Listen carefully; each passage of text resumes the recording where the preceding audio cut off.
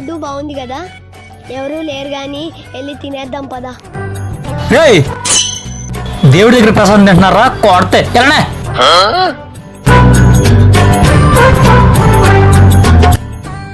ప్రసాదం అంత టేస్ట్గా ఉందా? మనం కూడా తింటే పోలా? ఎవరో చూడట్లేదు కదా, పరుగు వద్దు. ఎద్దులా ఉన్నావు, ప్రసాదం దొంగతనంగా తింటున్నారా? ఎవరు? నేనా? నేను కదా ప్రసాదం తింది. ఎవరు తిన్నాడు ప్రసాదం?